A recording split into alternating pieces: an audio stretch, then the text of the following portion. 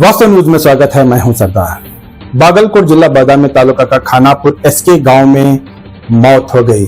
अब ये मौत की वजह अब पुलिस तहकीकात में जुट गई है, ताकि ये पता चल गया है संजू और सोमशेखर के एक इतना बड़ा मोहब्बत, प्यार और गहरा दोस्ती। अब इस दोस्ती में दरार बीबी के साथ नाजायज संबंध था, ताकि संजू कहीं बार इनको प्यार मोहब्बत से समझाया और ना जाने धमकियों से भी समझाने के बावजूद भी सोमशेखर नहीं माना, मगर इनकी प्यार मोहब्बत इनकी बीबी के साथ जारी था, ताकि खत्म तो नहीं हो पाया मगर मौत से अब ये संबंध खत्म हो गया। ताकि अब यहाँ पर संजू को तो ऐसे एक दोस्ती निभाई, ताकि उन्होंने दोस्ती पर इतना भरोसा रखा, ताकि इसे घर आना जाना इतना भी रखा, ताकि ये नहीं समझा ताकि इसके पीछे शायद किस्मत में इसी के हाथों में इसकी मौत थी।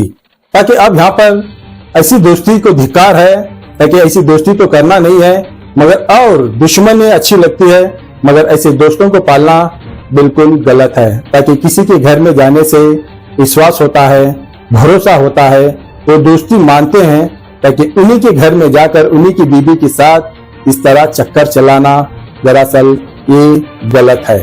ताकि सोमशेखर को कहीं बार समझाने के बावजूद भी ना मानने के बाद में संजू ने प्री प्लान किया, ताकि उससे गांव से लेके आकर एक पार्टी के बहाने आम के पेड़ पौधों में इसे एग खिलाया और ना जाने शराब पिलाकर शराब के नशे में पत्थर लेकर कुचलकर इसका सर फोड़कर इसे वहीं पर खत्म किया।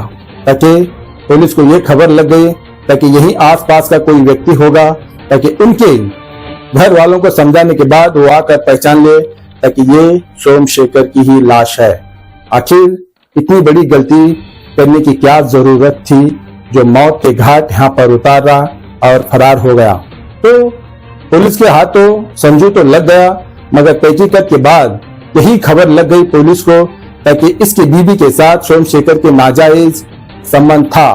अब ये तो बयान हो गया और भी पुलिस तहकीकात में है, ताकि इसके पीछे क्या यही राज है, क्या प्यार मोहब्बत का चक्कर का ही राज है, या फिर क्या लेन देन का है, किसी और है। अब इन दोनों तो ऐसे दोस्त थे, मगर ऐसे कैसे हो सकता है। अब ये पुलिस तहकीकात में तो जुट गई है, मगर दोस्त ऐसा होता है जो लोग एक जमाने में कहा करते थे, लाओ दोस्त एक दूसरी बीबी होती है, इतना भरोसा होता है और इतना मानकर चलते हैं, मगर ऐसे दोस्त ऐसा कर सकते हैं ये कभी नहीं माना जाता, मगर ऐसा हो गया है और मौत भी हो गई है। दोस्त तो इतने अच्छे होते हैं जो हर दुख सुख में ना कोई भाई, ना कोई रिश्तेदार, ना कोई अपने साथ देते नहीं है, उस वक्त एक दोस्त ही साथ देता है, मगर उसी को कहते हैं दोस्ती। आप बहुत सारी फिल्म देखे होंगे, दोस्ताना, याराना, ऐसे उस वक्त बहुत सारी फिल्में हुआ करते थे, मगर दोस्तों पर आजकल ऐसे दोस्त है, गद्दार दोस्त है, बेईमान दोस्त है, मगर कब किस वक्त किस तरह गला काटेंगे और कब धोखा देंगे, आज की दोस्ती ऐसी है। जब उन्हीं के साथ दोस्ती करना, उन्हीं की बीबी के साथ नाजायज संबंध रखना ये नहीं सोच पाए, ताकि एक दोस्त की बीबी अपनी भाभी होती है, मगर एक बहुत बड़ा पवित्र सा रिश्ता होता है।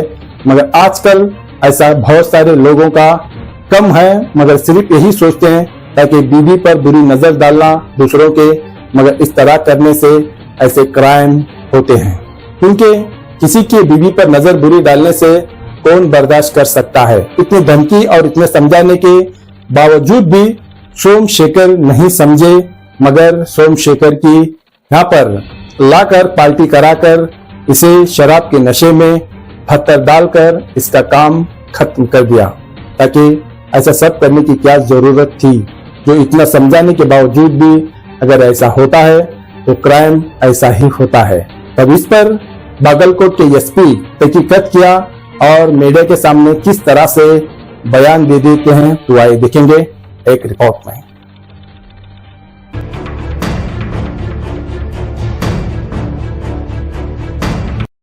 ಸುಮಾರು 8 ಗಂಟೆಯಿಂದ 9 ಗಂಟೆ ಮಧ್ಯದಲ್ಲಿ ನಮ್ಮ ಬಾದಾಮಿ ಪೊಲೀಸ್ ಸ್ಟೇಷನ್ ವ್ಯಾಪ್ತಿಯಲ್ಲಿ ಖಾನಾಪುರ ಎಸ್ಕೆ ಒಂದು ಗ್ರಾಮದಲ್ಲಿ ಒಂದು ಶುಗರ್ ಫ್ಯಾಕ್ಟರಿ ಹಿಂದ್ಗಡೆ ನಮ್ಗೆ ಒಬ್ರು ಮೇಲ್ ಪರ್ಸನ್ ಬಾಡಿ ಸಿಕ್ಕಿದೆ। ಇದರಲ್ಲಿ ಡಿಸೀಸ್ ಹೆಸರು ಸೋಮಶೇಖರ್ ಸನ್ ಆಫ್ ಹನುಮಂತ ಕಿಲಿಟ್ಕರ್, ಸುಮಾರು 42-43 ವರ್ಷ।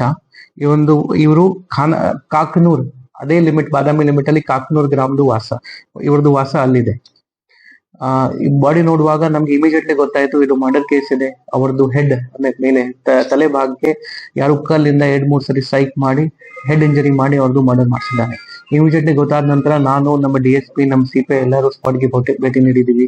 ಇದರ ವಿಚಾರವಾಗಿ ನಾವು ಈಗಾಗಲೇ ಬಾದಾಮಿ ಪೊಲೀಸ್ ಸ್ಟೇಷನ್ ಅಲ್ಲಿ ಕ್ರೈಮ್ ನಂಬರ್ 24/2026 ಅಲ್ಲಿ ಮರ್ಡರ್ ಸೆಕ್ಷನ್ ಅಲ್ಲಿ 103 sub-clause 1 BNS ಅಲ್ಲಿ FIR ದಾಖಲು ಮಾಡಿದ್ದೀವಿ.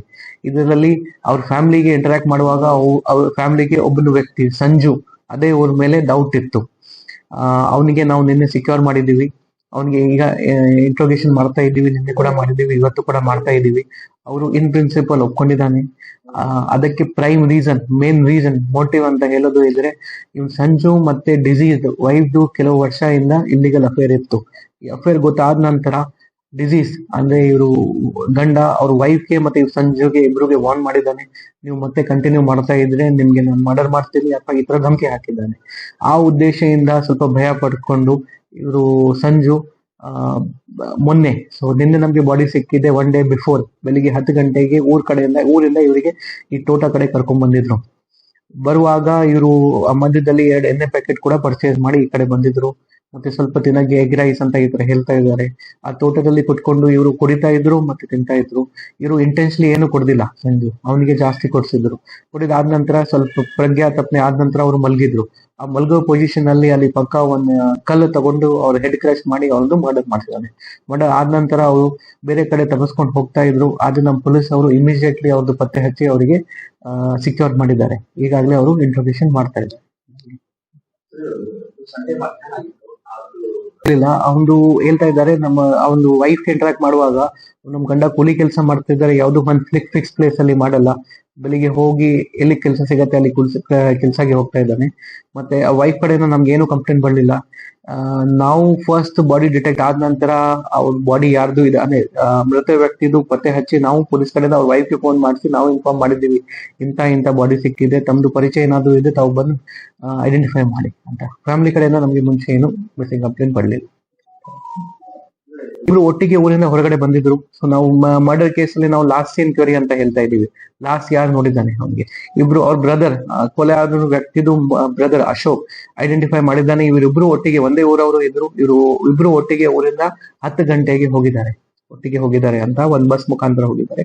ಅದನ್ನು ಕೂಡ ನಾವು ವೆರಿಫೈ ಮಾಡಿದ್ದೀವಿ. ಪ್ಲಸ್ ಲೋಕಲ್ ಮಾಹಿತಿ ಕಲೆಕ್ಟ್ ಮಾಡಿ ಅವ್ರು ಯಾವ ಕಡೆ ಹೋಗ್ತಾ ಇದ್ದಾರೆ. ನಮ್ಗೆ ಇನಿಷಿಯಲಿ ಡೌಟ್ ಬಂತು, ಕೆಲವು ಅಲ್ಲಿ ಅಕ್ಕಪಕ್ಕ ಊರವರಿಗೆ ಇನ್ಕ್ವೈರಿ ಮಾಡುವಾಗ ಇವನೇ ಆಗಿರಬಹುದು ಅಂತ ಡೌಟ್ ಬಂತು. ಮತ್ತೆ ಇಮಿಡಿಯೇಟ್ಲಿ ನಾವು ನಮ್ಮ PSI ಮುಖಾಂತರ ಸ್ಪೆಷಲ್ ಟೀಮ್ ಫಾರ್ಮ್ ಮಾಡಿ ಅವ್ರದ್ದು ಎಲ್ಲಿ ಲೊಕೇಶನ್ ಬರ್ತಾ ಇತ್ತು ಅಲ್ಲಿಗೆ ಹೋಗಿ ಅವರಿಗೆ ನಾವು ಸಿಕ್ಯೂರ್ ಮಾಡಿದ್ವಿ. 5-6 ವರ್ಷದಿಂದ ಹೇಳ್ತಾ ಇದ್ದಾರೆ, ಬಟ್ ಇನ್ನೂ ಕನ್ಫರ್ಮ್ ಆಗ್ಬೇಕು. ಅಗೇನ್ ಸದ್ಯಕ್ಕೆ ಈ ತರ ಕಂಡು ಬರ್ತಾ ಇಲ್ಲ, ಬಟ್ ಆ ದಿನ ಪ್ಲಾನಿಂಗ್ ಎಲಿಮೆಂಟ್ ಕಂಡು ಬರ್ತಾ ಇದೆ. ಇಂಟೆನ್ಷನಲಿ ಇವನಿಗೆ ಈ ಕಡೆ ಕರ್ಕೊಂಡ್ ಬಂದಿದ್ರು, ಎಣ್ಣೆ ಕೊಡ್ಸಿದ್ರು, ಮತ್ತೆ ಸ್ವಲ್ಪ ಇದು ಆದ ನಂತರ ಈ ತರ ಮರ್ಡರ್ ಮಾಡಿದ್ದಾನೆ. ಅಂದ್ರೆ ಫೈಟ್ ಆಗಿ ಈ ತರ ಮರ್ಡರ್ ಆಗಿದೆ ಇಮಿಡಿಯೇಟ್ಲಿ ಆನ್ ದ ಸ್ಪಾಟ್ ಆ ತರ ಕಂಡು ಬರ್ತಾ ಇಲ್ಲ. ಬಿಕಾಸ್ ಮರ್ಡರ್ ಆಗುವಾಗ ಇವನು ಆಲ್ಮೋಸ್ಟ್ ಅನ್ಕಾನ್ಶಿಯಸ್ ಕಂಡೀಷನ್ ಅಲ್ಲಿ ಇದ್ದ ಯಾವಾಗ ಫಸ್ಟ್ ಸೆಟ್ ಆಯ್ತು. ಸೊ ಸ್ವಲ್ಪ ಪ್ಲಾನಿಂಗ್ ಎಲಿಮೆಂಟ್ ಇದೆ, ಬಟ್ ಇದಕ್ಕೆ ಹಿಂದೆ ಏನಾದ್ರು ಪ್ಲಾನಿಂಗ್ ಆಗಿದೆ ಅಥವಾ ಇಲ್ಲ ಅದು ಇನ್ನೂ ವೆರಿಫೈ ಮಾಡ್ಬೇಕು. ಇನ್ಕ್ವೈರಿಯಲ್ಲಿ ನಾವು ವೆರಿಫೈ ಮಾಡ್ತೀವಿ.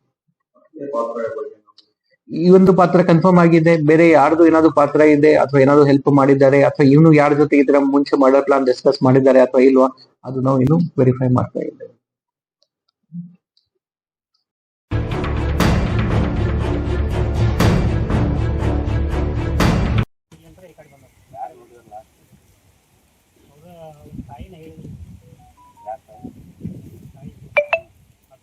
ಹೊರಗೆ ಹೋಗ್ಯಾರ ಅವರು, ಇನ್ನ ಬಂದಿಲ್ಲ ಅಂತ ಅಂತಿದ್ರು. ಸಂಜು ಏನ್ ಕೆಲಸ ಮಾಡ್ತಾನೆ? ಬಸ್ ಇಬ್ರು ಒಟ್ಟಿಗೆ ಕೆಲಸ ಮಾಡ್ತಾರೆ ಅಂತ ಈ ಕಡೆ ಬಂದ. ಯಾರು ನೋಡಿದ್ರಲ್ಲ ಅವ್ರ ತಾಯಿನ ಹೇಳಿದ್ರು. ತಾಯಿ 10 ಗಂಟೆಗೆ ಹೊರಗೆ ಹೋಗ್ಯಾರ ಅವರು, ಇನ್ನ ಬಂದಿಲ್ಲ ಅಂತ ಅಂತಿದ್ರು. ಸಂಜು ಏನ್ ಕೆಲಸ ಮಾಡ್ತಾನೆ? ಬಸ್ ಇಬ್ರು ಒಟ್ಟಿಗೆ ಕೆಲಸ ಮಾಡ್ತಾರೆ.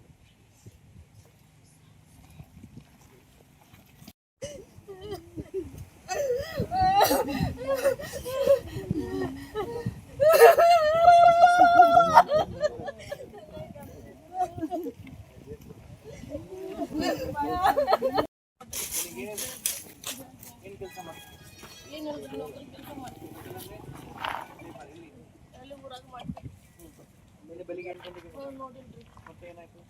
ಮತ್ತೆ ಆಮೇಲೆ ನೋಡಿ ಇಲ್ರಿ ನಾ ಕೆಲ್ಸಕ್ಕೆ ಹೋಗ್ತೀನಿ. ಹ್ಮ್. ಕೆಲ್ಸಕ್ಕೆ ಹೋಗಿನ್ರಿ ಸಾಯಂಕಾಲ ಬರ್ತೀನಿ ನಾನು. ಬೆಳಿಗ್ಗೆ 8 ಗಂಟೆಗೆ ಹೋಗ್ತಾ ಇರೋದು ಡೈಲಿ 8 ಗಂಟೆಗೆ ಹೋಗ್ತೀನಿ. ಮತ್ತೆ ವಾಪಸ್ ಬರೋದು ವಾಪಸ್ 4-5 ಗಂಟೆಗೆ ಬೇಕ್ರಿ ಆರಾಮ್ರಿ. ಹೆಂಗೆ ಹೋಗ್ತೀರಾ ಬಸ್ಸಿಂದ ಹೋಗ್ತೀರಾ? ಬಸ್ಸಿಗೆ ಹೋಗ್ತೀನಿ. 8 ಗಂಟೆ ಬಸ್ಸಿಗೆ ಹೋಗ್ತೀನಿ. ಮಕ್ಕಳು ಎಷ್ಟು? 3 ಅದಾವ. ಅವ್ರು ಎಲ್ಲಿ ಇರ್ತಾರೆ? ಅಲ್ಲಿ ಮನೆಯಾಗ ಇರ್ತಾರೆ. ಏನು ವಯಸ್ಸು ಒಂದು 15 ಒಂದು 4 ವರ್ಷ. ನಿಮ್ದು ನಾನು ತಂಗಿ ಆಗ್ಬೇಕು. ನಿಮ್ದು ಮನೆ ವಾಸ ಕೂಡ ಅದೇ ಮನೆಯಲ್ಲಿ? ಒಂದು 8 ಮನೆ ಬಿಟ್ಟು ಊರಾಗ ಫೋನ್ ಯೂಸ್ ಮಾಡಲ್ಲ ನೀವು? ಫೋನ್ ಯೂಸ್ ಮಾಡ್ತೀನಿ. ನೀವು ಬರ್ತೀರಾ ಫೋನ್ ಇದೆ? ನೀವು ಫೋನ್ ಯೂಸ್ ಮಾಡ್ತೀರಾ? ಇಲ್ರಿ ಮಕ್ಕಳೇ ಇರ್ತೈತೆ ಯೂಸ್ ಮಾಡ್ತೀವಿ. ನೀವು ಯೂಸ್ ಮಾಡಲ್ಲ? ಫ್ರೆಂಡ್ಸ್ ಯಾರು ಒಂದು 4 ದಿನ ಆತ್ರಿ. ಆ ಸಂಜೆ ಒಂದು ಹುಡುಗ ಬಂದ್ರಿ, ಅವನ ಜೊತೆ ಇವನು ಅವ್ನು ಕುತ್ಕೊಂತ ಅಡ್ಡಾಡ್ತಿರ್ತಾರೆ ಸರ್. 4 ದಿನ ಆತ್ರಿ. ನಾನು ಪ್ರತಿ ಸಲ ಅವನ ಬಂದಾಗ ಅವರಿಬ್ರು ಇಲ್ಲಿ ಇಲ್ಲೇ ಹುಡುಗಿಯರಿಗೆ ಬಂದು ಕೊಡೋದು ಇಲ್ಲಿ ಅದೇನು ಸರ್ ಕೊಡೋದು ಏನಾರ ಆಗಿರ್ಬೇಕು. ಆಗಿರ್ಬೇಕು. ಸಂಜೆ ಎಲ್ಲಿ ಮನೆ? ಅದೇ ಊರಲ್ಲಿ? 2-3 ಮನೆ ಕಾಕ್ನೂರಲ್ಲಿನೇ ಇದೆ. ನಿನ್ನೆ ಅವ್ರ ಜೊತೆಗೆ ಫ್ರೆಂಡ್ಶಿಪ್